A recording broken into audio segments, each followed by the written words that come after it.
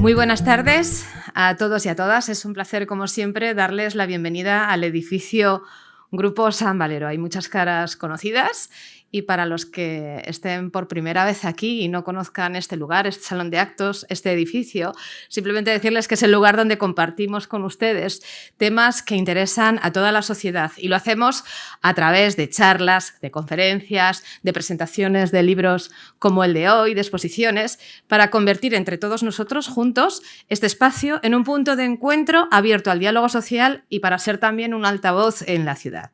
Hoy agradecemos especialmente a la editorial Alfaguara y en especial a la librería París que nos hayan escogido para presentar la nueva novela de Carmen Mola, Las Madres.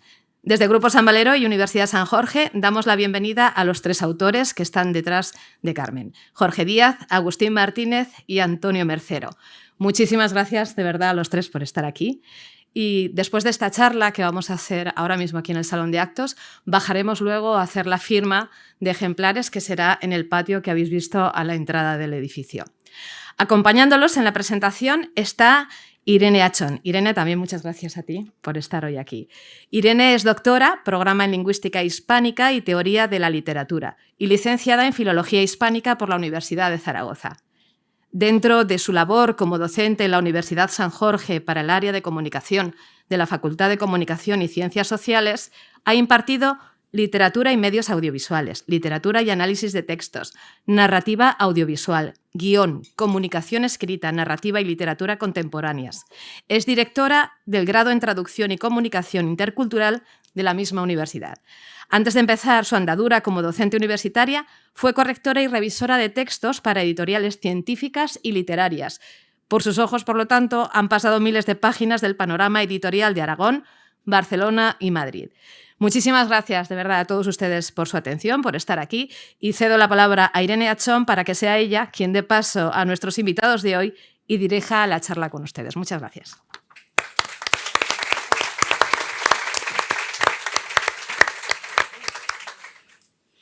Bueno, muchas gracias, Carmen, por la presentación, muy amable. Pero estamos aquí con Jorge, con Agustín y con Antonio para pasar un rato agradable. Agradecer al público que habéis venido, porque aunque la tarde se ha puesto al final un poco fea, pues bueno, habéis llegado hasta aquí, entonces también pues bueno, se agradece la compañía. Me sumo también a los agradecimientos a Alfaguara, a la librería París, al Grupo San Valero, por dejarnos este rato a los cuatro para conversar. Y bueno, pues estamos aquí con los Mola, porque al final es mucho más fácil. De hecho, a mí me resulta casi más como los Ramones, ¿no? Los Mola que Carmen Mola. Entonces, bueno, muchas gracias por vuestra presencia y sobre todo, pues bueno, por los textos y los libros que hemos podido disfrutar. Con vuestro permiso os voy a tutear, porque creo que ustedes sí lo vamos a agradecer todos. Empezasteis con un seudónimo, 2018, La novia gitana, siguieron La red púrpura, La nena, tenéis traducciones a no sé cuántas lenguas, más de 600.000 ejemplares vendidos y habéis llegado hasta aquí, ya no solo como Carmen Mola, sino que ahora ya, pues bueno, ya sabemos quién estaba detrás de Carmen. Había ganas de estar en público, porque al fin y al cabo habéis sacado 3 libros, 4 con La bestia antes que este, y no sabíamos quiénes erais. Entonces, este momento de calor, ¿lo echabais de menos realmente cuando...? Pues la verdad es que sí, la verdad es que hemos disfrutado de todo, porque hay dos tipos de escritores. Los escritores concentrados, aburridos, que están siempre en su mesa y sufren mucho al escribir, y después nosotros, que nos gusta divertirnos y entonces al principio, cuando estábamos en el anonimato, disfrutábamos de estar en el anonimato, disfrutábamos de que viniera alguien y nos dijera: oye, tenéis que leer una autora que ha salido, Carmen Mola, tiene libros muy buenos, y entonces... Y tú tenías que poner cara como de desinterés, como de sí, de verdad están tan bien. Y después te venía alguien y te decía: no, hablan mucho de la tal Carmen Mola, pero no mola tanto.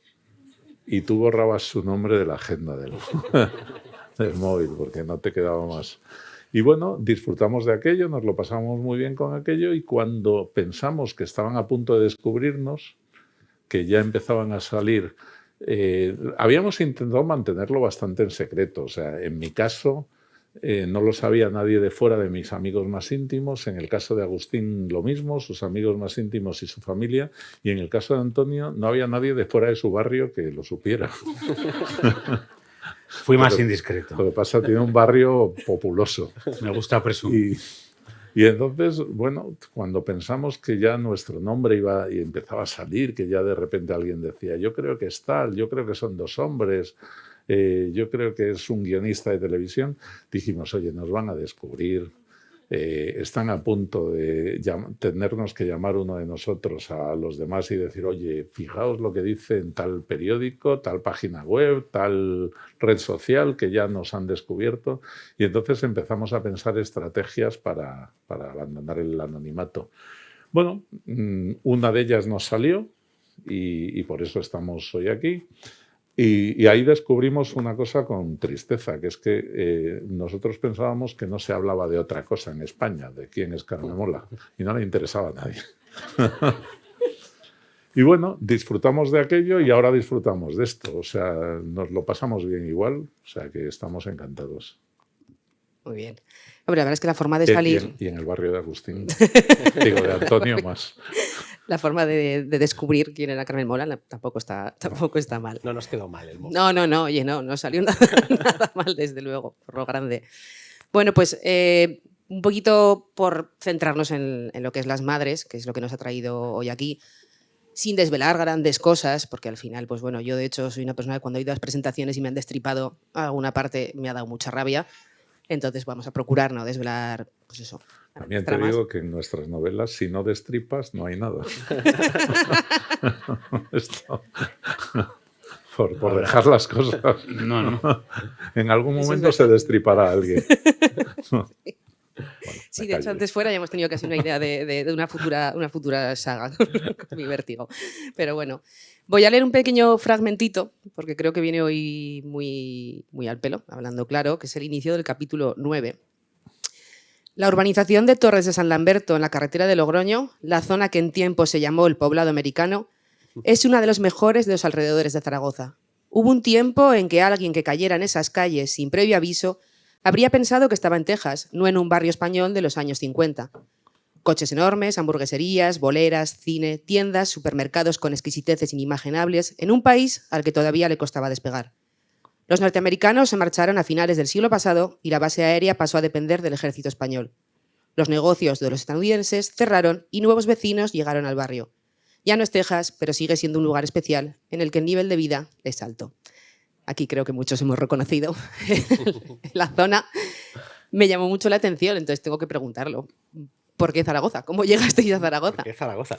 Pues llegamos en realidad, bueno, es complicado contar cómo llegamos a Zaragoza sin destripar efectivamente la novela, pero bueno, hay un personaje dentro de la novela que vive muy importante y que vive muy mal en el inicio de la novela y que tiene una apariencia y de repente se descubre por una serie de historias que tiene otra vida en Zaragoza. Y entonces nos gustaba mucho esa contraposición, ¿no? De la vida inicial en la que veías al personaje y luego buscábamos un sitio que fuera como un lugar idílico, que dijeras que sitio tan bonito para vivir.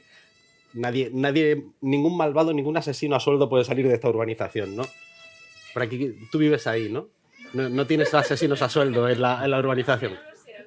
Bueno, está esta cosa de todos saludan al pasar, ¿no? Que sonríen, no se sabe. Y luego, ¿cómo llegamos hasta ahí exactamente? Pues yo no sé si fue... Mi referencia era muy rara porque era Santiago Serón, que creo que vivía como por ahí cerca y entonces la música que él escuchaba venía de la base americana, ¿no? Que se ha pasado mucho en la historia de la música española. Y Jorge creo que tenía una amiga en la zona. Sí, una amiga que vivió allí, que era hija de zaragozana con uno de la base y entonces vivía allí y siempre me hablaba de aquel barrio y entonces me parecía que era lo más opuesto posible al mundo de las Barranquillas, de un coche donde aparece un muerto, un cadáver, no sé qué, y entonces decía, ¿cómo podemos reflejar el cambio de la vida de este hombre, un cambio voluntario además? ¿Y cómo podemos reflejar que sea lo más grave de todo? Y entonces pensábamos en una capital de fuera de Madrid y bueno, en aquel momento yo me acordé de todo lo que me contaba esta amiga de Zaragoza y como Carmen Mola también es maña, pues ahí que nos fuimos a Torres de San Lamberto, que estamos deseando que nos inviten allí por lo menos a jugar a los bolos, ¿no?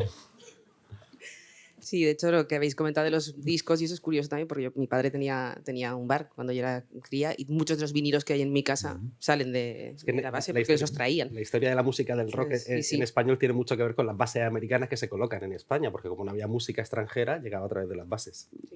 Sí, de hecho, hay un momento en que aparecen los vinilos también, y la verdad es que sí, yo me acordé también de eso.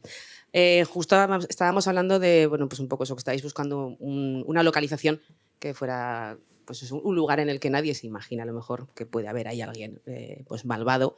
Pero sí que es cierto que en esta novela aparecen varios escenarios muy deprimidos de España. Aparece también pues una cara de España un poco más dura, quizá también un poco más real. ¿Diríais que hay cierto o más compromiso social en esta obra, por ejemplo, que en otras? De las anteriores de la saga, en ese sentido, que la trama se ha centrado quizá también más con la corrupción policial también, un poco la trata de mujeres, que habéis tocado temas que realmente pues ya no solo es la deep web, ¿no? que parece que es como un mundo que nos resulta ajeno, ¿no? Esperemos a los que estamos aquí, sino que eso, pues es un mundo que está más cerca. Sí, yo creo que sí. Desde La Bestia, ¿eh? O sea, La Bestia ya es una novela que tiene un calado social que no tenía las anteriores. Hablaba sobre todo de la desigualdad social, de muchos más temas, pero yo creo que el central es la desigualdad social y la indiferencia hacia los que menos tienen, ¿no? De los poderes fácticos. Ahí estaba muy claro en la novela del Premio Planeta. Y en esta creo que el tema, o los dos temas, digamos, de denuncia social, por decirlo así, son más claros que en las anteriores, que es un poco la violencia en general. Bueno, en La novia gitana hablamos de la cultura gitana un poco, que es algo que no se suele hacer en la novela española. Lo hacíamos... Sí, la Deep Web en La red púrpura y en La nena, bueno, pues es una novela donde la violencia está muy presente, la violencia contra las mujeres, ¿no? En concreto. En esta estamos hablando de dos temazos, yo creo. La corrupción policial efectivamente es uno de ellos, que uno diría, o yo así me suena, te puede sonar como algo que sucedía en los años 80, ¿no? Con el caso del Nani y el caso Corroto, el caso Atocha, todos esos casos muy mediáticos de los años 80, pero es que ya en los últimos 3 años no dejamos de presenciar escándalos policiales, ¿eh? La desarticulación del Departamento de Estupefacientes de la Comisaría de Mérida, la Policía Patriótica, las escuchas de Villarejo, en fin, estamos todavía con la corrupción policial campando por sus caprichos por todas partes, ¿no? Ese es un tema que nos interesaba y nos gustaba además la idea del topo y de la infiltrada ahí. Y yo creo que el gran tema de la novela, desde el propio título de Las Madres, es el de los vientres de alquiler, la trata de personas y de mujeres en concreto con fines de explotación reproductiva y por ende con intereses económicos, sosteniendo un negocio muy boyante que mercantiliza el cuerpo de las mujeres, en este caso para parir. O sea, nosotros estamos hablando de una granja de mujeres ponedoras de hijos. Esto no sucede en España es ilegal el vientre de alquiler y no me consta que haya granjas de ese tipo, pero sí las hay en otros sitios del mundo, en la India, en Ucrania antes de la guerra, en el sudeste asiático. Nosotros hemos traído una de esas granjas a España para acercársela al lector y que pueda mirar esta problemática de cerca, porque si pasa en el sudeste asiático parece que es un tema que no nos concierne, ¿no? Pero si la traes, sí, y el lector pues se ve obligado a reflexionar, aunque sea un minuto, sobre un tema silenciado, por alguna extraña razón, porque es un tema que no sé del que deberíamos hacernos cargo, creo yo, y ponemos ese tema. No queremos hacer doctrina, ni novela tesis, ni panfletos. Queremos hacer una novela llena de giros, entretenida, apasionante, que quite el sueño al lector. Eso es nuestra especialidad, lo que hacemos bien y lo que creo que hemos hecho otra vez con Las Madres. Creo que sí, no, desde está luego, muy bien. Y de hecho ya anuncio para los que no se hayan leído el libro que el final, desde luego, lo habéis dejado... Bueno, sí. Esperemos que haya más. Esperemos que haya más. Pero sí, esto tiene más calado social que las anteriores. Está evolucionando Carmen Mola, está claro. No, y sobre todo eso, yo le veía un punto quizá eso más realista en el sentido que al final toca una serie de temas, pues eso, que todos hemos visto en televisión, en los telediarios. De todas formas, o sea, sí, es realista, pero la Deep Web la tienes en tu ordenador. No, sí. Quiero decir, Pero, claro, o sea, pero eso, pero al no final... nos fuimos, en la Red Púrpura no nos fuimos a la ciencia ficción, todo lo contrario. De hecho, es la manera más accesible hacia la violencia y la delincuencia desaforada. Y la tenemos todos en nuestro ordenador. O sea, es instalar un programa y ya está. Sí, de hecho es como un poco lo que pasa también pues con el tema de videojuegos online, que también tocabais ese tema con el personaje de Daniel, se llamaba, creo, pues Sí. un poco eso, el que a veces eso no sabemos qué están haciendo las personas en su casa cuando están conectadas, ¿no? Entonces, pues bueno. Pero sí que es verdad eso, que en general en la novela pues habéis tocado temas pues, que son duros, ¿no? O sea, y que, pues, que están, por desgracia, suceden, aunque a veces pensamos que están muy lejanos, pero a lo mejor están más cerca de lo que pensamos. En cuanto a los personajes, repetimos algunos personajes, la mayoría, por supuesto, y también hay otros personajes nuevos. Pero en general sí que es verdad que habéis vuelto a conseguirlo, el poner a los personajes de manera continua, o por lo menos al lector con los personajes, en ese vaivén, que parece que siempre los personajes están al borde del abismo, luego los rescatáis de alguna manera. Es un poco eso, esa tensión, ¿no? De que parece que los personajes no descansan nunca, es como una especie de mantra continuo, ¿no? El del sufrimiento. Elena Blanco, de hecho, hay un momento del libro que voy a buscar porque lo quería leer, en el que nombráis algo así como que había dejado, por un instante, había perdido la felicidad. Y claro, llegó un momento que me paré y dije, pero esta mujer en algún momento ha estado tranquila, ha sido feliz. Claro, porque lo poníais como, uy, de pronto, ¿sabes? Y dije, pero si esta mujer si no gana para disgustos, ¿no? Pero ya no tanto en el trabajo, que también, pero el trabajo al final, pues bueno, pues es trabajo, ¿no? Pero sobre todo en lo personal. Que tú dices que les rescatamos del abismo, pero no estoy de acuerdo. Yo creo que les empujamos. No, hombre, que llevan ya 4 libros y ya dónde están. Pero sí que es verdad, esa sensación un poco, bueno, de que los personajes algún día van a estar tranquilos, van a ser felices. ¿Habéis pensado en Imagínate una novela negra en la que los personajes son felices. Pero uno, por lo menos, no sé. Nadie Pero se muere. Ibas a leer el fragmento, es que yo no lo recuerdo y estoy empezando a pensar que estos tíos han escrito a mis espaldas. ¿Te imaginas? O que me han dado mi otro libro. Ahora lo busco porque tenía por ahí apuntado. No pasa La página, nada. que además sí la tengo aquí. Página 75. Quizá hubo un momento de felicidad de Elena que se le esfumó. Un instante. La felicidad es una cosa loca. Mira, aquí tan está. delicada también. Es más, tengo la frase subrayada y una anotación que pone, ¿alguna vez ha dejado de estar triste? Bueno, leo, cito. Elena trata de sonreír a Juanito, pero le sale una mueca. No es capaz de ocultar la tristeza que se ha instalado bajo su piel. Entonces ese instalado me suena un poco al... Pero si ya la tenía, ¿no? O sea, La lleva de serie. La llevaba de serie, ¿no? La pobre. Con lo simpático que es Juanito, además. Juanito es maravilloso. A mí Juanito me pone el desayuno todas las mañanas. Sí, hay un Juanito de verdad. Hay un Juanito de verdad en el bar donde está y dice las cosas que dice Juanito en la novela. O sea, está muy preocupado porque su hijo ha dejado de ser de Rumanía. Él es rumano, pero su hijo ya nació en España y entonces le llevó a ver un partido de Rumanía contra España y el hijo apoyaba a España. Claro, porque el hijo nació en España. Él, lo de su padre pues le parece un poco... Y entonces Juanito decía, es que... Y esto me lo ha dicho Juanito a mí. Decía, es que me ha roto el corazón. También está el pan con tomate y Sí, la grapa también. No, la grapa, bueno, la grapa, si te contáramos de la grapa. La grapa fue un error. La grapa la pusimos por no poner whisky y entonces un día nos compramos una botella de grapa porque acabábamos de firmar el primer contrato y entonces quisimos brindar con grapa. Buah, qué desastre. O sea, no se puede trabajar después de beber grapa, no lo hagáis. Y brindamos con grapa y acabamos en el mismo karaoke en el que canta Elena Blanco, que es un karaoke que existe en Madrid, en la calle Huertas, muy cutre, o sea, no hace falta que vayáis si no queréis. Y acabamos pidiendo allí canciones de Mina Mazzini, como canta ella, y resulta que no tenían ninguna. y tuvimos que cantar canciones de mocedades. Los O tres. sea, fue muy triste ver a tres escritores serios allí cantando secretaria, secretaria. Nada permitía predecir que íbamos a ganar el premio Sí, Planeta no. aquella O noche. sea, cualquiera que nos hubiera visto Después de una botella de grapa. Ahí. habría dicho, y los muchachos del barrio la llamaban loca. Pues allí. Además, el karaoke precisamente que se llama Cheers, Sí, bueno, como, sí. como la serie, me hace también preguntaros un poco por los referentes audiovisuales, porque yo desde luego he localizado muchos, o bueno, ya sabéis lo que pasa con estas cosas, ¿no? Que uno lee y ya se imagina y dice, esto es esto, esto, tal. Pero claro, pues Twin Peaks, Tesis, yo he visto desde luego eso, pues muchos posibles referentes. ¿Tenéis alguno en concreto de verdad de que habéis dicho, esto, vamos a ponerlo aquí, un guiño, aunque sea especial de cada uno de vosotros, pues esta película a mí me gustó mucho, o esta serie me gustó mucho, un personaje? Yo no lo recuerdo, no recuerdo tener así como una referencia súper clara de una peli o una serie para colocar algo como eso. Es verdad que tenemos en la cabeza, pues ahora hablábamos mucho de los thrillers de los años 90, ese universo, ¿no?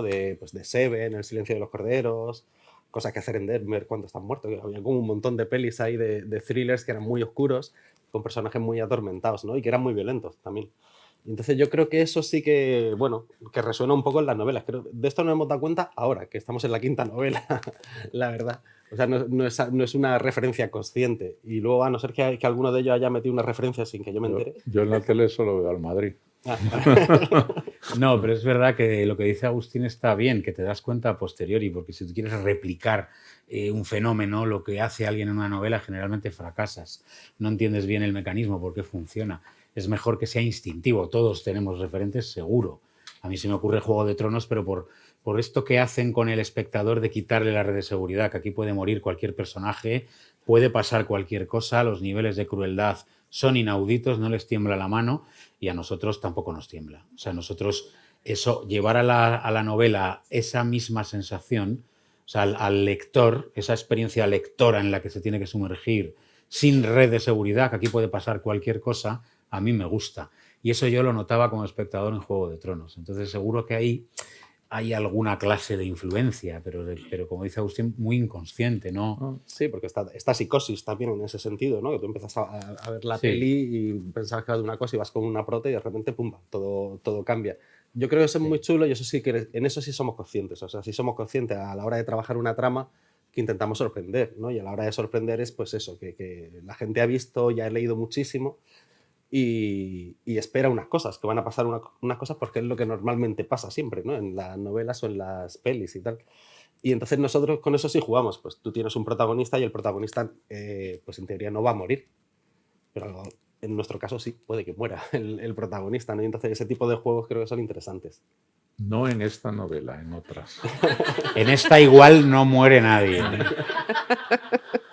Pero hay una cosa de la que yo no me había dado cuenta y que me he dado cuenta ahora con las entrevistas y tal, es de que la sección tiene mucho de The Shield, Sí. de la serie de televisión, Sí. de las Sí, relaciones totalmente. entre ellos. Y cuando lo escribíamos, no sé si, yo por lo menos no pensé en eso, no sé si vosotros, y sin embargo después dices, claro, es que tenemos eso metido dentro. Es lo que habéis es- bebido al final. Sí, y lo que han bebido nuestros lectores. O sea, al final aquí siempre nos preguntan cuáles son vuestras influencias literarias y tenemos influencias literarias, pero también tenemos muchas influencias de que llevamos viendo televisión desde que nacimos, ¿no?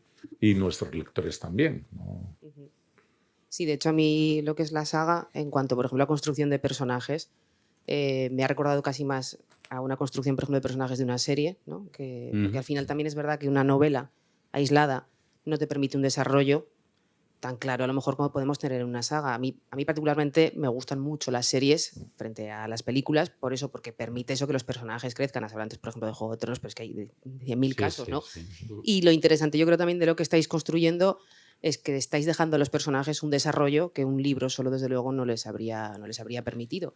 Entonces, a mí particularmente me gusta porque ya no es solo las tramas que habéis creado, que son muy complejas, muy bestias algunas, es verdad, que son tramas que pueden llamar la atención, pero es que luego aparte está la vida de los personajes. O sea, ya no es solo eso, ya no es solo que tengamos pues, una trama policial, un caso que resolver, un crimen. monstruoso, sino que además los personajes van construyéndose. Y porque ya estamos en la cuarta parte de la trilogía, que tanto nos gusta. Se nos abren las carnes porque nos lo dicen mucho. La cuarta entrega de la trilogía. Yo, no, eso no se puede decir. No. Tendréis que decir tetralogía, aunque cueste un poco. Nadie lo va a decir nunca. Nadie lo va a decir nunca. Nada. Pues eso. Y luego, en cuanto también a un poco el referente audiovisual, sí, os quería preguntar un poco por la serie, porque ya pensabais cuando sale La novia gitana, ya es un poco eso, era como un poco la evolución natural que se esperaba, o fue algo que surgió después. No. O sea, la evolución natural de un libro cuando lo escribes y lo publicas es que no lo lea nadie. Esa es la evolución natural, que caiga en una mesa de novedades durante 2 semanas, vaya desapareciendo, termine en el anaquel y luego descatalogado. Es muy difícil tener visibilidad y tener un poquito de éxito. O sea, no digo, vamos, vender unos pocos libros ya es muy difícil, es que es muy difícil. Distinguirse del mare magnum de libros que hay en las librerías, en las mesas de novedades, es complicadísimo. Entonces, imagínate pensar que de aquí va a salir una serie de televisión. Aparte de que nosotros, que somos los 3 guionistas y hacemos series de televisión, si queremos hacer una serie de televisión, pues la hacemos directamente, porque tenemos contactos, carrera, de todo para hacerlo, ¿no? Entonces queríamos hacer una novela y la novela queríamos que funcionara bien. Y luego hubo la oportunidad de hacer la segunda y el personaje de Elena Blanco, que tú hablas de la evolución que tiene a lo largo de la serie, que ya son 4 novelas, en realidad cerraba muy bien en la segunda, ¿eh? Ese personaje se podría haber quedado en la segunda novela, que tiene un final perfecto, con su trama personal y con su decisión de... Bueno, no sé si habrá... Igual hay gente aquí que no ha leído La Red Púrpura y tampoco quiero spoilear aquí, pero destripar el final de esa novela. Pero es un final perfecto para Elena Blanco. ¿Por qué continúa? Pues porque las novelas funcionaban y entonces hicimos la tercera. Mordimos el hueso y dijimos, oye, esto está gustando, vamos a seguir. Pero serie de televisión, ni siquiera cuando estábamos haciendo La Nena, que era para mí ya, anda, que hay que continuar, pues vamos a seguir con Elena Blanco un poco más.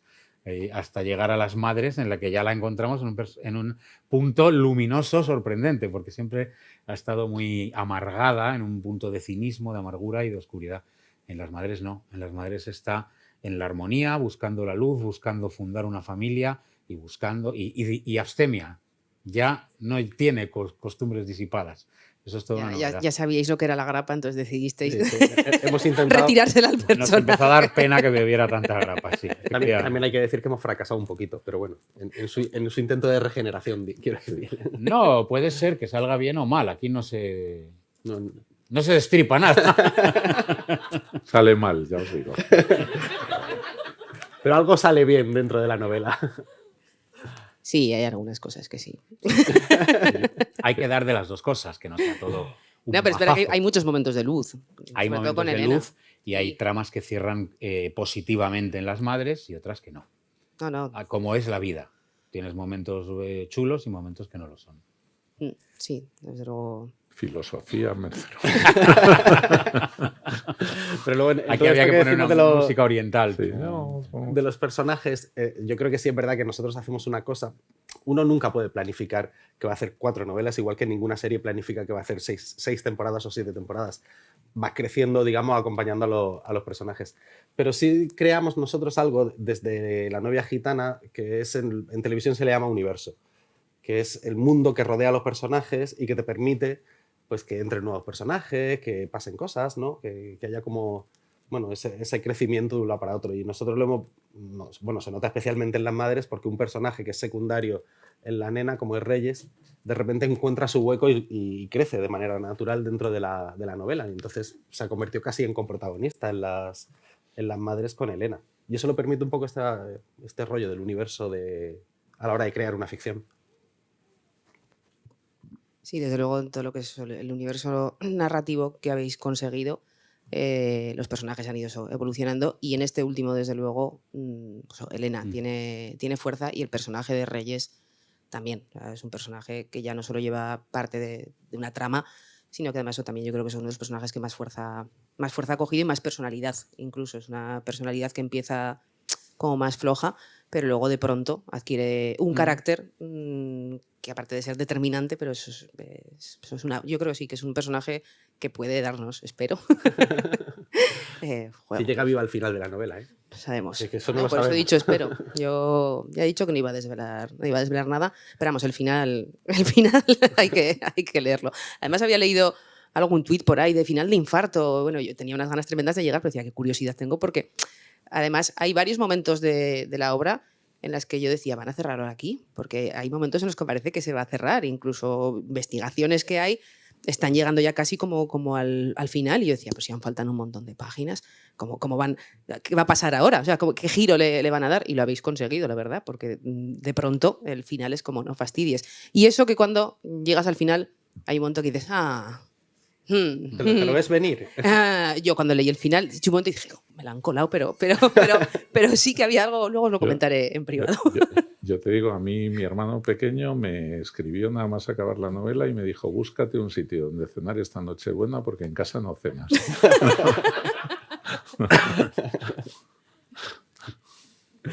Sí, el final ha generado bastante indignación a veces o ansia. Porque esto también es un problema, porque ahora te dicen, ya, ¿cuándo está la siguiente? La necesitamos ya. Y bueno, hay que tener un poquito de paciencia. No, Hombre, no te da sí, tiempo no, a ir además tan las rápido. cosas hay que cocinarlas con calma, desde luego.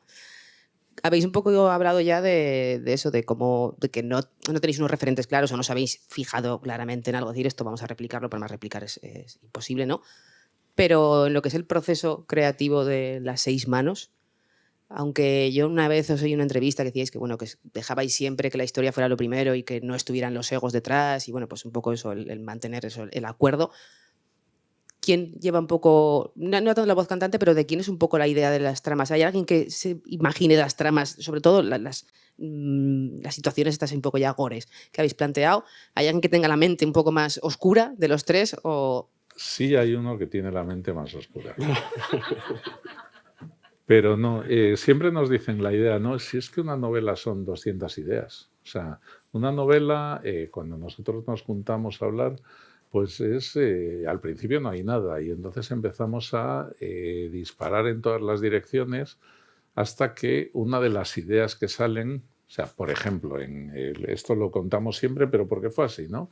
En Las Madres llegamos y dijimos, bueno, pues tenemos que escribir la 4ª novela. Teníamos algunas cosas que queríamos que pasaran con Reyes, con Elena, con Zárate, pero claro, la trama no teníamos nada. O sea, tenemos que buscar, lo primero es una novela negra.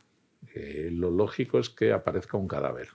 Y lo lógico es que este cadáver no aparezca bonito, o sea, que aparezca tal. Y entonces empezamos a disparar en todas las direcciones. Entonces decíamos, a mí me gustan esas novelas que cuando hay un asesino que va matando y, por ejemplo, les corta algo a los cadáveres. O sea, por ejemplo, empiezan a aparecer cadáveres sin orejas. Y entonces, como los tres somos así como, eso mola, eso está bien. Cadáveres sin orejas o sin pulgares. Y dice, pues estamos sin huellas digitales, no sé qué, pues dice, pues va bien. Y entonces empezamos a decir cosas que sin orejas, que sin pulgares, que si les cortan los pies, que si no sé qué. Al final era solo un muñón. Hasta que uno dice, porque claro, todavía no hemos cogido ni el boli, ni el teclado, ni nada. Estamos como, pues podía ser por aquí, podía ser por allí. Y hasta que uno dice, oye, si en vez de faltarle algo, le sobra algo. Y entonces todos decimos, ¿cómo? Sí, que le han puesto algo. Y dice, pero como algo, como dice, sí. Por ejemplo, que le han abierto la tripa y le han metido algo dentro. Y dices, pues eso está muy bien. ¿Y qué le pueden haber metido? Y entonces empezamos a desvariar. O sea, que si le han metido el plano de un tesoro, pues vaya tontería. Ha pasado a otro lado. Que si le han metido una bomba, pues bueno. Y uno de los tres, que nunca sabemos quién es, porque todo esto en el fragor de la batalla se nos olvida. Y uno de los tres dice, le han metido un feto. Y claro, los tres nos quedamos, wow, esa es nuestra novela. Y claro, da igual quién lo haya dicho. ¿Por qué? Porque los tres hemos identificado, o sea, meterle a un cadáver un mapa dentro es una tontería. meterle a un hombre un feto dentro Es una buena idea. es una buena idea. Vamos, es que No a hay cualquiera hacemos una encuesta aquí. ¿A quién le parece una buena idea meter un feto dentro? Y levanta la mano el 90%. Y el otro 10% es que les hemos aburrido y están pensando en otra cosa. Un feto dentro con un mapa bajo el brazo. Lo tienes todo. ¿Por qué no Ahí lo lo dijiste? Lo tienes todo. ¿Por qué no lo dijiste ese día? Se me acaba de ocurrir. Oye, entonces es así. ¿Quién parte? No, es de la reunión, de la discusión, de que empecemos a decir, y si además, no sé qué, pues venga. Y hay veces que nos pasamos y le decimos a Agustín, para ya, Agustín. Vete a dar un paseo. Vuelve en ti, vuelve en ti. Y, o sea, no, la idea no es de nadie, es de todos y va creciendo y va una idea tuya que en principio no había salido, llega a Antonio y dice, oye, pero si lo hacemos así, dice, pues sí, pues tienes razón. Entonces todo sale de ahí, de discutir mucho y de bueno, pues de que cada uno aporte en unas reuniones en las que nada nos puede dar vergüenza. O sea, porque si tuviéramos que juzgar a Agustín por lo que dice en esas reuniones... Yo soy una metralleta. Voy lanzando y alguna cae. No, pero yo creo que la diferencia, sobre todo en otros equipos de trabajo, ¿no? En guión y todo eso, es que esto es horizontal. No hay un jefe, que también es complicado eso. Porque en un equipo de guión siempre hay al final pues un coordinador, un showrunner o alguien que dice, bueno, ya basta, pues hacemos esto. Y aquí no, aquí estamos los tres al mismo nivel y tiene que ser una cuestión de que nos convenza a los tres. Y si no, Jorge se aguanta y ya está. Estamos condenados a convencernos, ¿eh? Y eso es complicadísimo. Bueno, algunas cosas salen por cansancio. O sea, pues, ay, mira, haced lo que queráis. Mira, el Consejo General del Poder Judicial no hay manera ni por cansancio, o sea, y eso es convencerse. Y nosotros, pues llegamos a acuerdos en un montón de cosas complicadísimas, ¿eh? Porque en una novela se toman un montón de decisiones. Sí, Esto es una de 200 decisiones que hay que tomar, de todo tipo, de estructura, de personajes, de giros, de trama, de ritmo, de estilo. Un montón de decisiones y nos tenemos que poner de acuerdo los tres, ¿eh? Para mí ese es el gran milagro de Carmen Mola. Es que somos capaces de ponernos de acuerdo. Sí, yo creo que ese es el mayor mérito que tenemos dentro de lo que cabe, es ese equilibrio. O sea, que hemos conseguido este equilibrio, que estamos muy cómodos, nos lo pasamos muy bien y que en el proceso nos hemos pegado un par de veces y ya está. Pero 2 veces nada más. Ha habido peleas sin huesos rotos, además. De llamar un día a la policía, pero vamos, no. Pero luego vais a cantar Mocedades y ya se arregla todo. Está todo controlado. Sí, de hecho yo cuando me enteré que detrás de Carmen Mola había 3 escritores, fue lo primero que pensé, dije, pues tiene mérito, ¿no? Porque al final, y claro, todos conocemos casos de escritura a 2 manos, 4 manos, ¿no? Pero claro, ya 3 ya empieza a crecer, ¿no? Entonces... Pero es que siempre dicen 6 manos y 3 cerebros. Bueno, 6 manos sí. 3 cerebros no necesariamente. Pero a mí me parece más fácil entre 3. Entre 2, que efectivamente hay muchos casos, las discusiones se pueden enconar y eso es un callejón sin salida. Los 2 machos cabríos, ¡pum, pum, pum! Yo tengo razón, yo. Y entre 3 se produce esta misma escena de los machos cabríos entre 2. Y hay un tercero que está mirando y haciendo así, escuchando y diciendo, bien, ya está bien. Y arbitra. Y se pronuncia y entonces se desatasca el conflicto. O sea que en realidad creo que es más fácil entre 3 que entre 2. Sí, la verdad es que he visto desde ese punto de vista el Sí, desempate. no, es más fácil, ¿eh? Si no es más complicado llegar a un acuerdo. Y es más fácil si estoy yo, que soy brillante. Bueno, estábamos hablando precisamente del tema de los fetos. Bueno, ya creo que prácticamente todos sabéis ya de qué va la novela, entonces tampoco hemos dicho nada inesperado.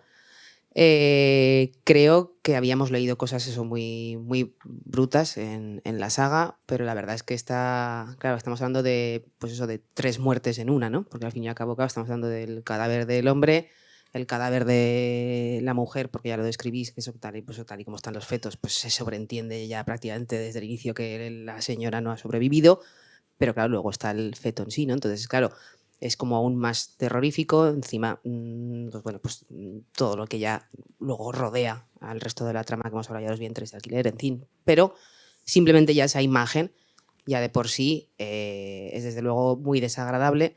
Pero aquí estamos, todos leyendo, aquí las mentes oscuras creando y los lectores oscuros leyendo. Entonces, claro, muchas veces se habla de todo aquello que nos provoca el horror, lo siniestro, de qué es lo que puede provocarnos ese efecto, ese sentimiento, pero lo consumimos. Entonces, mi pregunta es un poco, ¿creéis realmente que somos a veces una sociedad un poco enferma? No, y lo pregunto de verdad, a mí es un tema que me interesa mucho. Yo investigo mucho sobre lo siniestro de Freud y por eso también lo pregunto. ¿Creéis realmente? Porque claro, estamos hablando aquí de la Deep Web, tal, como algo que está ahí. Esto como es ficción parece que, pero al fin y al cabo te lo estás leyendo y estás ahí como, dame más. Y salvo que no toquéis a los gatos, que yo de hecho en la nena, cuando vi la gata dije, la gata no era nada, dije, ¿no? Parece que es como... Eso es curioso, ¿sí? Cuando haces una historia y es como terrorífica, ¿no? Matas, violas, haces barbaridades y le cae una maceta a un perrito y entonces todo el mundo protesta por el perrito solo. Dices, había una destrucción masiva alrededor, pero solo importa la muerte del perrito. No lo sé, o sea, yo creo que nos llama la atención ahora que hemos estado mucho dando vueltas con presentaciones y viendo lectores y tal.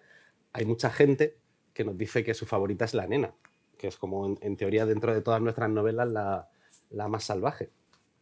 Y hay gente que en las madres nos dice, bueno, habéis bajado un poco el ritmo, esto ya como es más relajado. Evidentemente hay algo no sé, de curiosidad morbosa hacia el delito, hacia la sangre, hacia la violencia extrema. Todo eso genera atracción, ¿no? Es la típica imagen, ¿no? De pasar por la carretera y ver un accidente, quien no gira la cabeza, ¿no? Quien no mira a ver qué es lo que está pasando ahí. ¿Por qué pasa eso? No lo sé. No lo sé si es por una cuestión de atracción morbosa, en el caso de la ficción, de poder acercarte a esos mundos desde una zona segura, o sea, estás en tu casa en zapatillas leyendo, no te va a pasar nada, nadie va a entrar en tu casa, pero bueno, estás como acercándote a mundos que sabes que existen, que también es importante eso, o sea, sabes que existen los psicópatas, sabes que existen asesinatos brutales y que existe esa violencia extrema en el mundo, ¿no? Y entonces, asomarte a una ventanita a ese mundo, pero desde un lugar seguro, a lo mejor es lo que nos genera esa atracción, no lo sé. Es difícil también encontrar la razón de por qué nos gusta tanto. Yo tampoco lo sé. O sea, los relatos de policíacos siempre son caballos ganadores. Los habrá buenos y malos, por supuesto, pero son relatos que te permiten ir al grano, ¿no? El lector se encuentra el cadáver en las primeras páginas y ya estás dentro de la historia, ¿no? En otro tipo de géneros es más moroso, ¿no? El planteamiento de la historia. Y en estos tiempos de impaciencia, de consumo rápido y fragmentado de historias pequeñitas que nos comunicamos por Twitter rápidamente, por WhatsApp, ya un audio de 50 segundos nos parece larguísimo. Antes era largo de 3 minutos, pero es que ya yo mismo veo 50 segundos y ya ni lo pongo, porque solo tolero 20 segundos. O sea, cada vez todo más corto. No son buenos tiempos para la literatura detenida. En cambio, la novela negra entras muy al grano. Yo creo que eso el lector lo agradece. Y ya la pulsión o la atracción hacia lo violento, no lo sé. Yo creo que lo consideramos una anomalía, como algo que sabemos que existe, pero no terminamos de integrarlo, ¿no? Nosotros en nuestras novelas estamos diciendo que existe el mal, existe el demonio, y existe el psicópata y existe el mal. Pero yo creo que el lector lo sigue como algo raro, algo anómalo que puede pasar y le gusta asomarse. Hay una atracción evidente, yo mismo la experimento, hacia historias violentas, que es que me gusta.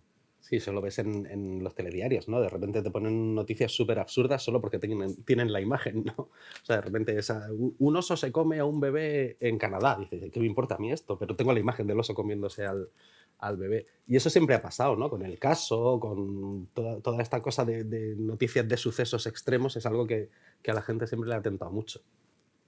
Sí, además en la saga tenemos personajes muy diferentes, los que son malos, quiero decir, los que son asesinos, hay de diferente tipo porque hay personajes pues, que a lo mejor pues, tienen un problema, pues, a lo mejor pues, pueden tener incluso alucinaciones, no voy a decir más.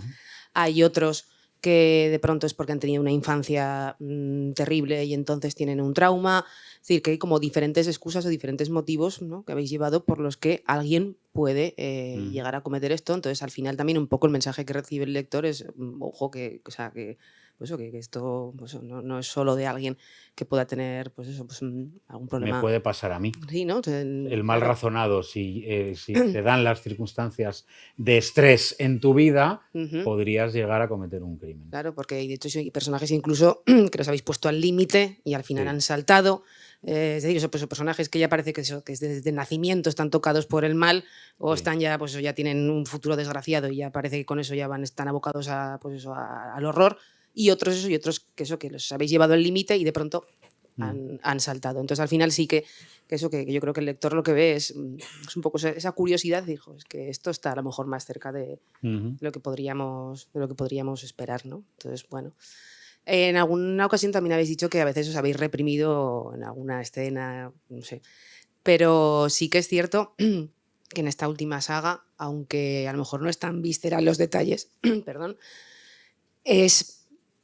toca mucho lo emocional, ¿no? O sea, el motivo de los crímenes, cómo se encuentra el cadáver inicial, yo creo que es algo como muy, muy, muy terrorífico por lo que encierra en sí. De hecho, el propio título, ya Las Madres, ya que nos puede anunciar algo, tenéis muy claro un poco que lo que era la trama iba a girar eso en torno a eso, a la maternidad, lo que hablábamos antes, o también fue algo que fue surgiendo por el camino después de lo del mapa y el feto. Pues fue surgiendo por el camino. O sea, nosotros partimos de aquella imagen, entonces esa imagen es truculenta, hay que reconocerlo. O sea, un sitio, y además nosotros lo adornamos como si fuera más truculento todavía. O sea, hablamos de un barrio que se llama Las Barranquillas, que ya no existe, que hay un depósito de vehículos de la grúa municipal en un sitio que para llegar antiguamente había que atravesar la carretera del miedo, que era una carretera de unos 300 metros que llevaba del depósito hasta las Barranquillas, donde estaban todos los yonkis de Madrid que habían ido a comprar drogas. O sea, nosotros buscamos que eso sea como terrorífico, ¿no? Y entonces aparece un coche que al abrir, que huele mal, huele muy mal, y al abrir la caja se encuentran allí un cadáver que tiene un costurón en la tripa y dicen le han metido algo ahí, y al abrir se encuentran un feto. Es un hombre que tiene un feto, que hacen pruebas y resulta que el feto es su propio hijo. Nosotros esto no queríamos que se supiera como hasta la página 150, pero claro, como nos lo han puesto en la contraportada, pues sale, anchas Castilla. Y entonces tenemos ahí, vale, a nosotros esta imagen nos gusta. Esta imagen, creo, pues lo que hablábamos antes, es una imagen que combina con esto que decimos siempre de el cadáver ese no en demasiado buen estado con el que empieza una novela negra. Pero sobre todo nos gusta porque empezamos a hacernos preguntas. O sea, y estas preguntas son, ¿quién es este hombre? ¿Quién le ha hecho esto? ¿Por qué le ha hecho esto? ¿Por qué un feto dentro de la tripa? O sea, ¿qué tipo de mensaje es? ¿Es un rito? ¿Es una ceremonia? ¿Es una venganza? ¿Qué tipo de mensaje es? Y lo más importante, ¿quién es el feto y de dónde ha salido? O sea, es evidente que del hombre no es, tiene que haber habido una madre. Y entonces realmente la novela es esas preguntas que se hace el lector al encontrar ese cadáver, son las mismas que nos hacemos nosotros como escritores. Y entonces nuestra novela es responder a esas preguntas de la mejor manera que vamos pensando en cada momento. Muy bien, cuando empezamos a ver quiénes son las madres, llegamos a esas madres de alquiler. Podíamos haber escogido cualquier otro camino, pero ahí son esas decisiones que hay que tomar.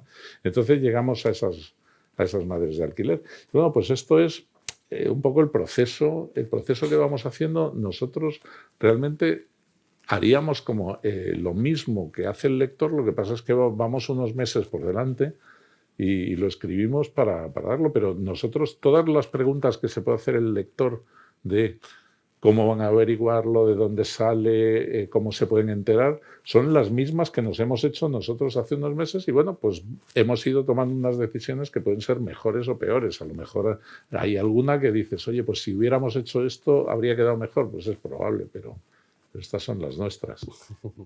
Pues es verdad que toda la novela habla sobre la maternidad de un montón de puntos de vista, ¿no? O sea, está el tema central, pero está Elena que está planteándose ser madre, hay una serie de personajes a lo largo de la novela que se plantean un poco el por qué queremos ser padres o madres, qué derecho tenemos a serlo, qué estamos buscando al buscar esa maternidad, ¿no? Y entonces hay varias visiones sobre la maternidad dentro de de la novela, que yo creo que la hacen más redonda, que es estas cosas como de concepto, ¿no? De tema, que hace que la novela sea más redonda. Sí, por eso preguntaba, porque realmente no solo es por el tema de los vientres de alquiler, sino que realmente eso es que las madres están en toda la novela y yo diría que incluso en toda la saga. O sea, al final la maternidad está muy presente desde el minuto 1 ya, pues con Elena y su hijo. Ya es algo además como muy potente esa historia, ¿no? Que parece que, bueno, pues que el exmarido está como más aparte, él ha pasado página más pronto que Elena aparece, pero Elena está pues más obsesionada. Luego, pues bueno, pues tenemos otros personajes, como tampoco sé eso hasta qué punto ha leído la gente, ¿no? Pero bueno, pues aparecen muchas más madres y eso no solo en esta novela. Y la bestia que eran huérfanas se la dedicamos a nuestras madres. También induce a confusión porque en una presentación vino una señora a comprar la novela y nos dijo, ¡uy, qué bien! Mi hija está embarazada y la novela se llama Las Madres. Y nosotros nos callamos y vendimos el libro. Dijo, es un canto a la maternidad, tenga. Venga, regáleselo. De hecho lo pensé, ¿eh? Yo que coste lo pensé, dije, esto leérselo estando el día de la madre vamos a vender así. O sea... Luego habrá devoluciones, pero nosotros vamos a vender así. Esto y el libro de cómo dormir al niño. El pack, perfecto. Y si no funciona, tienes Las Madres. Bueno, creo que se está acercando el tiempo porque me van a decir, sino que hay gente que supongo que querrá preguntaros, luego además hay que firmar. Entonces, os iba a hacer una pregunta un poco de cierre de qué diríais a la gente para que se compre el libro y lo lea, pero yo creo que con lo que habéis contado hay más que suficiente. Si no se lo compran después de todo lo que hemos contado, es que son francamente indecisos o perezosos a la hora de leer. O psicópatas.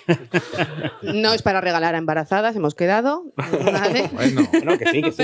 Sí. Bueno, o igual sí, pero vosotros mismos. O sea, no hay que leérselo en el momento, se puede regalar ahora y luego ya se lo Claro, para más adelante. Y si tenéis miedo porque a lo mejor nos gusta esa parte violenta que tienen nuestras novelas, compradla igual. No, de verdad que es un libro muy recomendable y yo creo que lo vais a disfrutar un montón, como hemos disfrutado los otros tres. Y de verdad que espero, y supongo que el resto de la gente igual, esperamos que haya más, que no discutáis, que sigáis trabajando en orden, que haya paz siempre, que haya alguien que medie y que bueno, pues eso, que sigáis llevándoos así de bien y que nos hagáis disfrutar muchos años. Que Elena Blanco también, pues bueno, que no sé, pues que la grapa, no grapa. No os preocupéis que no la dejaremos ser feliz. Elena Blanco resolverá casos en Benidorm con 80 años. Sí. O morirá despedazada. Ancianos despedazados en Benidorm. Por si ella misma se puede despedazar, sería un final en su bueno, da igual. Ya veremos, no des ideas, ya veremos. Ya. Y luego nos dices a nosotros. Ya he dicho que a mí lo siniestro es que era especialista en eso. Despedazarse a sí misma es una idea, ¿eh? Bueno, pues muchísimas gracias a los tres, de verdad, ha sido un auténtico placer. Si hay alguien tenía muchas ganas y ahora eso, bueno, voy a pasar a ver si eso, pero yo os doy las gracias ya por mi parte, gracias. Por este ratito, que la verdad es que ha sido muy agradable. Así es que eso, Carmen, que tiene el micrófono, si alguien quiere hacer alguna pregunta, levantáis la mano.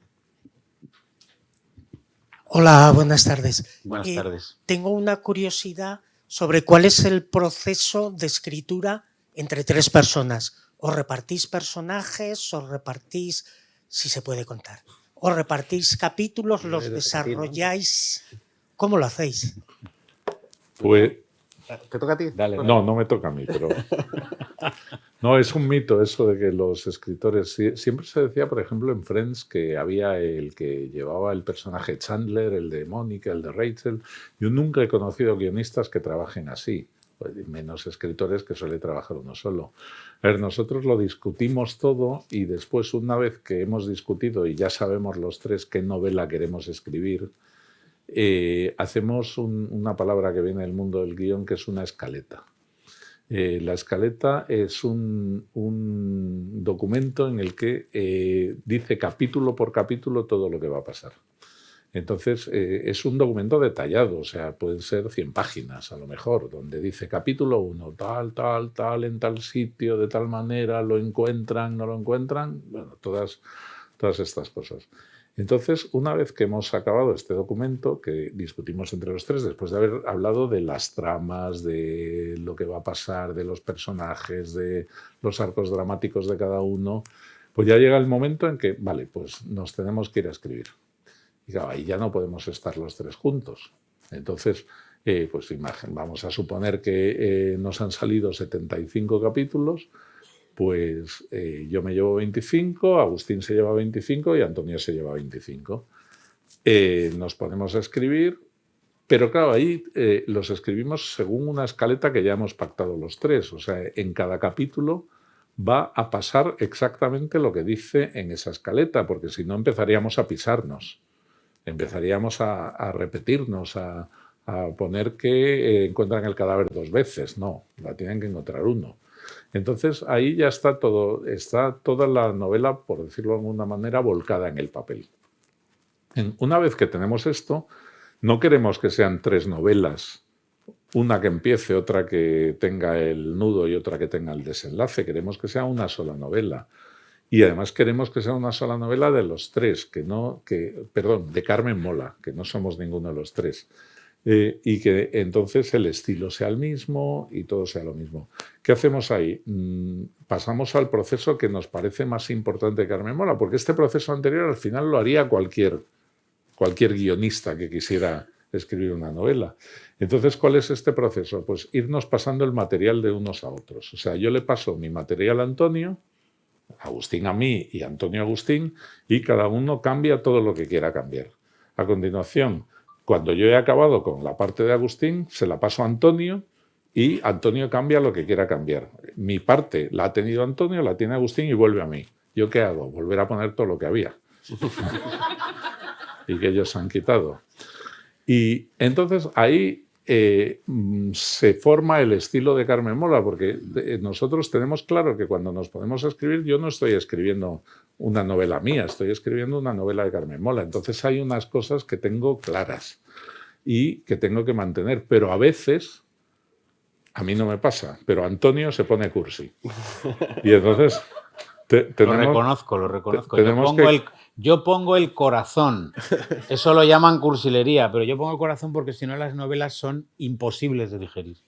Tiene que haber corazón. Entonces tenemos que quitar todo esto de... Todo el corazón. Y bueno, quitamos el corazón. Y ahí sí que se produce una cosa que es casi milagrosa, que es que tenemos por norma no enfadarnos. O sea, cuando alguien te ha quitado, o sea, si Antonio me ha quitado a mí una cosa que a mí me parecía fundamental, lo más que puedo hacer es decirle, oye, a mí esto me gustaba, ¿por qué lo has quitado? Y que me explique el motivo. Pero bueno, de esta manera llegamos a que absolutamente todos pasamos por absolutamente todas las páginas. Entonces la novela es de los 3. Y pasa otra cosa que, vale, el mismo día te acuerdas de lo que tú pusiste y de lo que no pusiste. 2 meses, yo ahora mismo cojo la novela y me decís, oye, ¿quién escribió esta frase? Y yo no me acuerdo de quién escribió la frase. Yo tengo una norma. Si es buena, fui yo. No, en serio. Pero a lo mejor no. O sea, entonces, bueno, pues ese es el proceso. Y lo que pasa es que es la pregunta que más hemos contestado en el último año y pico. Pero vamos, eso es casi la verdad. Sí, y una última pregunta, que no sé si también os lo habrán preguntado mucho. Cuando pedís o coméis una tabla de embutidos, ¿os acordáis de Chesca? Más cuando Sí. abrimos una... Un tupper de albóndigas. Ahí solemos rezar ante eso. O sea, de litoral. Yo me acuerdo siempre, pero me las como. Hola. Hola. Una pregunta. La portada tiene un significado, ¿no? Las 4 moscas y lo que es el rombo. Me da la sensación de que tiene un mensaje. El triángulo. Sí, de acuerdo. Y estoy muy enfadada con el final, ¿eh? Ahora tengo que esperar a que hagáis la otra y me ha dejado muy cabreada. Gracias. Pues vete en Navidad a casa de mi hermano, que no me va a dejar entrar a mí. Y nos Y lo hablas con él. Perdona, no, mejor te invito a mi casa y así me vas contando cómo va la novela. ¿Vale? Gracias. Sí, porque no voy a tener dónde cenar.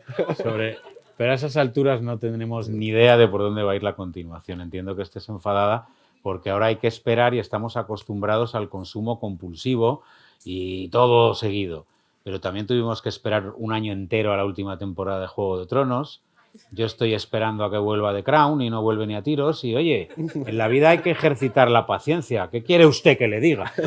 Habla de la portada, habla de la portada. La portada, sí, la portada, ya habrás notado que cada una vamos subiendo en moscas. Si seguimos escribiendo Elena Blanco, esto va a ser un enjambre tremendo, pero de momento vamos por 4. El triángulo entiendo yo que es una vagina, que han querido representar la vagina, y porque de las portadas nosotros no nos encargamos, bastante tenemos, lo hace el departamento de Alfaguara, de diseño gráfico. Creo que con estas portadas de Elena Blanco han dado en la diana, ¿eh? Han hecho portadas muy expresivas que llaman la atención en la librería y a mí a los 3 nos gustan mucho. Nada. Y gracias por la invitación a cenar. No le gustan las alcachofas. ¿Qué? No me gustan las alcachofas. No le deis. Hola, buenas tardes. Yo quería preguntarles, con todas las ideas que manejan de cara a escribir la novela, no sé si se puede contar algún giro o alguna trama que estuvo a punto de ser y no fue. Y luego, por otra parte, tenemos el ejemplo de La Bestia, de Historias al margen de Elena Blanco. No sé si se han quedado con ganas de escribir más al margen de este universo. Gracias. Pues de tramas yo no recuerdo ninguna así que desarrolláramos y luego no. Sí es verdad que en La Nena hubo un par de capítulos que nos parecieron demasiado. Que dijimos, aquí se le ha ido la olla. Entonces era como ya demasiado desparrame y eso sí los quitamos. Creo que es la única vez que hemos eliminado capítulos de la... Bueno, capítulos completos. Las Madres en su primera versión eran muchísimas más páginas. Nos salió una novela mucho más larga y eliminamos cuestiones de trama. Eso al final siempre lo haces, pero forma parte del proceso natural, ¿no? Tú montas una trama y de repente se te puede extender demasiado, te pones a escribirla y encuentras atajos para llegar a donde quieres por otro camino. Pero así eliminar esos 2 capítulos de La Nena que que chorreaban sangre ya, era un poco demasiado. ¿Y cuál era lo otro que habías preguntado? La Bestia. Ah, bueno, sí. Bueno, de hecho lo que estamos haciendo para desgracia de esta señora que antes no nos exigía la continuación, lo que estamos escribiendo es una especie de continuación de La Bestia. O sea, nosotros disfrutamos mucho La Bestia, nos gustó mucho meternos en un thriller histórico y estamos escribiendo otra novela que no es una continuación en sí, o sea, no continúan los personajes, pero sí continúa el tono y la época, ¿no? Es un thriller ambientado en el siglo XIX que saldrá el año que viene con Planeta, si Alfaguara nos deja. No, si no nos deja también. Por tus huevos. Como se dice vulgarmente. Saldrá con Planeta. Y eso es lo que estamos escribiendo ahora mismo. O sea que sí es una cosa que nosotros, disfrutamos mucho escribiendo La Bestia. Se ha ido el de Alfaguara. Se ha levantado indignado.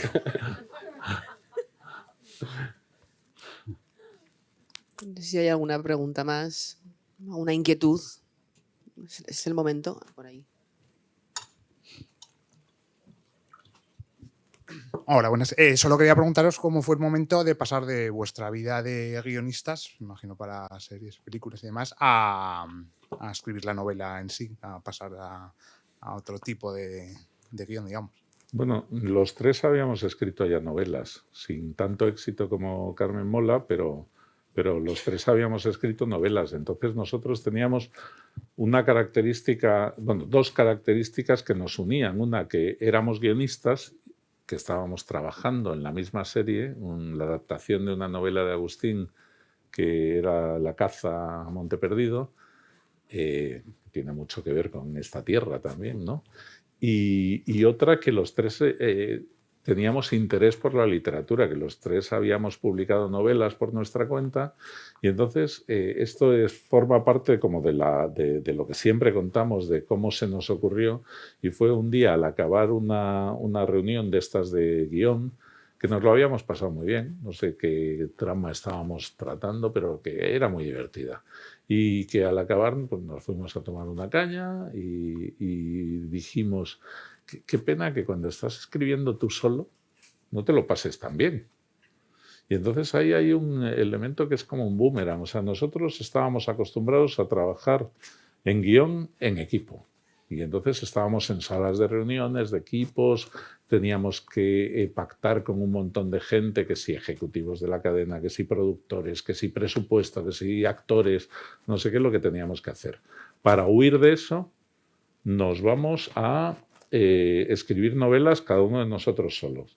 Y cuando estamos escribiendo las novelas solos, descubrimos que nos aburrimos y que volvemos a trabajar en equipo. O sea, si naciste para martillo, del cielo te caen los clavos. O sea, está claro. Y entonces hemos vuelto al trabajo en equipo, pero en este caso, en lugar de en guión, en literatura. Y entonces, bueno, pues esa es la historia del nacimiento de Carmen Mola, la historia de, bueno, un experimento, a ver qué tal nos sale. Y afortunadamente, pues aunque no teníamos mucha confianza, pues nos salió bien. Entonces el cambio pues era un poco mezclar los dos mundos, lo que tú nos decías, el cambio de escritora, de guionista a escritor, pues era mezclar los dos mundos donde ya habíamos estado. O sea, era escribir novelas, pero trabajando como trabajábamos cuando hacíamos guiones. Entonces yo creo que no fue un cambio importante. El cambio importante es de repente encontrarte con que tus novelas, por algún motivo del que tú eres un poco ajeno, y esto no es falsa modestia, o sea, tú no sabes por qué de repente todo el mundo empieza a leer tus novelas y de repente todo el mundo empieza a hablar de tus novelas y tú piensas, pero ¿por qué me tiene que pasar esto cuando lo hago a medias con otros dos? Porque no me pasó a mí solo y me quedaba con todo el dinero. Y nos dicen, ¿cómo se consigue? Si lo supiera lo habría hecho solo.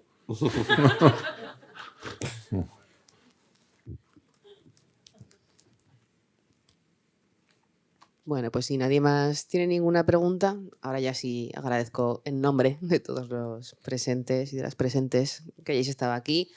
Ahora eso pasaremos a que podáis firmar los libros, que eso además, eso ahora, además tengo curiosidad, ¿firmáis los tres o sea, firmamos, uno dedica y los otros dos, pero firmamos los muy bien organizados. Primero discutimos la dedicatoria, los acuerdos, acabamos a las 12. Bueno, pues vamos a ir pidiendo cena, por si acaso. Pues de verdad que muchísimas gracias, ha sido un placer.